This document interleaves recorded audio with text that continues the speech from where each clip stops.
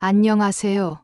오늘은 듣고도 믿기 힘든 기가 막히고 피가 거꾸로 솟는 제 이야기를 들려드리려고 합니다. 10년, 강산도 변한다는 그 10년의 세월을 병든 남편의 수발을 들며 바쳤던 제게 돌아온 것은 차가운 길바닥으로 내쫓겨질 위기였습니다. 이게 과연 사람 사는 세상에서 있을 수 있는 일인지 여러분이 듣고 판단 좀 해주세요. 제 첫 번째 결혼 생활은 지옥 그 자체였어요. 3대 독자라는 남자와 결혼해서 아이를 낳지 못한다는 이유 하나만으로 저는 사람이 아니었습니다. 그 집의 종이었고 감정 없는 하녀였어요. 30년 가까이 숨도 제대로 못 쉬고 살다가 결국 도망치듯 이혼을 했습니다. 그 상처가 너무 깊어서 다시는 남자를 만나지 않으리라 다짐했었죠. 그러다 지금의 그 사람을 만났습니다. 아내를 병으로 먼저 떠나보내고 혼자 힘으로 자식들을 번듯하게 키워낸 참 선하고 따뜻한 사람이었어요. 저의 깊은 상처를 보듬어주고 고생 많았소.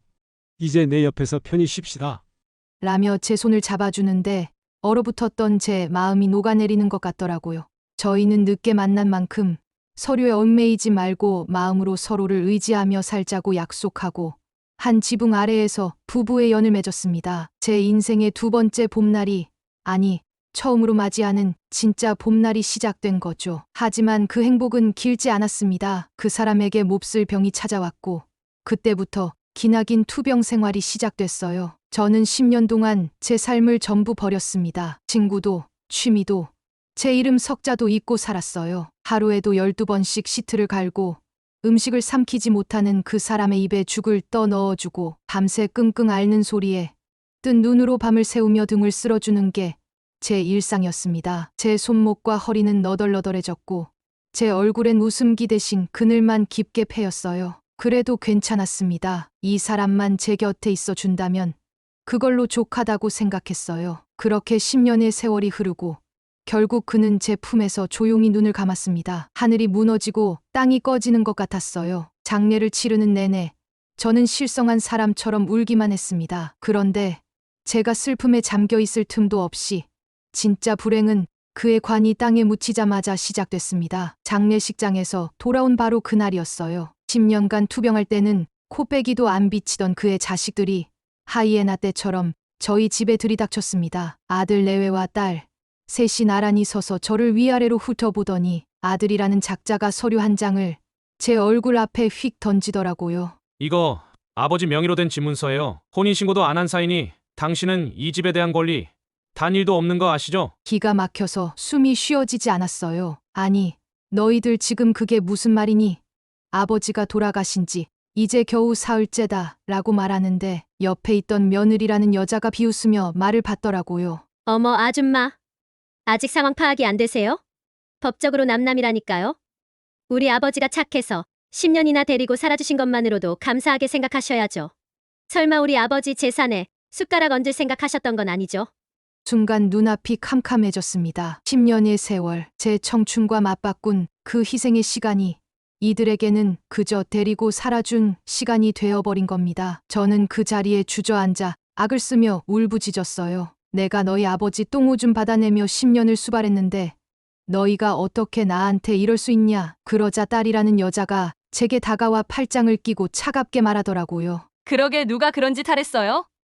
간병 있으면 될걸? 일주일 드릴 테니 짐 싸서 나가세요. 안 그러면 저희가 법대로 할 수밖에 없어요. 그들은 제게 일주일의 시간을 선고하고는 마치 제 집이 아닌 자기들 집인 양 안방이며 건넌방이며 문을 활짝 열어보고 감나가는 물건이 뭐가 있나 훑어보기 시작했습니다. 저는 그 자리에서 완전히 무너져 내렸습니다. 그렇게 일주일 동안 저는 넋이 나간 사람처럼 멍하니 앉아 있었습니다. 갈 곳도 모아놓은 돈도 없었어요. 제 인생이 송두리째 부정당하는 기분이었습니다. 마지막 날 저는 그의 옷가지를 정리하며 하염없이 눈물을 흘렸어요. 여보, 나 이제 어떡해? 정말 이렇게 끝인 거야?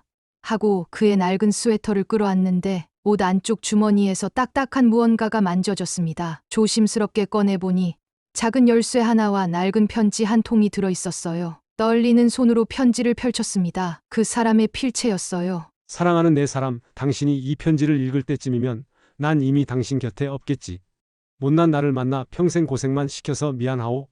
자식들 때문에 괜한 분란 만들고 싶지 않아 혼인신고를 미뤘던 내가 너무나 후회스럽네. 하지만 내가 당신을 위해 마지막 선물을 준비해 두었소. 이 열쇠로 은행 대여금고를 열어보시오. 부디 당신의 남은 인생은 눈물 없이 행복하기를. 저는 편지를 들고 미친 사람처럼 은행으로 달려갔습니다. 대여금고를 열자 그 안에는 두툼한 서류 봉투와 작은 USB 하나가 들어 있었어요. 서류는 놀랍게도 이 집값 전액이 사실은 제 이혼 위자료에서 나온 돈이며 모든 권리는 저에게 있다는 내용의 공증된 각서였습니다. 그 사람이 제 돈으로 집을 구했다면서 만약을 대비해 모든 서류를 완벽하게 준비해 두었던 겁니다. 그리고 USB를 떨리는 마음으로 노트북에 꽂자 영상 하나가 재생됐습니다. 병색이 완연한 그 사람이 저를 향해 웃고 있었어요. 내 사랑 놀랐소? 당신이 내게 해준 것에 비하면 이건 아무것도 아니지. 그리고 혹시나 해서 아이들에게도 한마디 남겼네. 저는 곧바로 그 짐승만도 못한 것들에게 전화를 걸었습니다. 마지막으로 할 말이 있으니 집으로 와라. 그들은 콧방귀를 뀌며 마치 승리자처럼 나타났어요. 제가 짐을 다 쌌는지 확인하러 온 거였죠. 저는 말없이 그들 앞에서 노트북을 열고 두 번째 영상을 재생했습니다. 화면 속 아버지가 나타나자 그들의 표정이 굳어지기 시작했어요. 내가 하늘에서 다 지켜보고 있다. 이 천하의 불효막심한 놈들아. 너희가 이 영상을 보고 있다는 건 내 마지막 부탁마저 저버리고 니들 어미나 다름없는 사람을 길바닥으로 내쫓으려 했다는 뜻이겠지? 이 집 내 거 아니다. 10년간 나를 위해 모든 걸 희생한 저 사람 것이다. 당장 이 집에서 나가거라. 너희 같은 것들은 내 자식도 아니다. 노트북에서 아비의 불호령이 떨어지자 세 사람의 얼굴은 하얗게 질리다 못해 시체처럼 파랗게 변해버렸습니다. 저는 그 서류와 각서를 테이블 위에 던지며 제 인생에서 가장 차가운 목소리로 말했어요. 이제 상황 파악이 좀 되니? 여긴 내 집이야. 그러니까 이제 너희들이 이 집에서 당장 꺼져라. 10년의 세월, 억울함과 서러움이 한순간에 씻겨 내려가는 기분이었습니다. 그들은 아무 말도 못하고 쥐 죽은 듯 조용히 도망치듯 제 집에서 사라졌습니다. 저는 그제야 참았던 눈물을 터뜨리며 하늘에 있는 그 사람에게 속삭였습니다. 여보, 고마워요. 그 사람의 마지막 사랑이 제게 다시 살아갈 힘을 주었습니다. 앞으로 남은 시간, 저 자신을 위해 살아가 보려 합니다. 하늘에서도 꼭 지켜봐 주세요. 여보.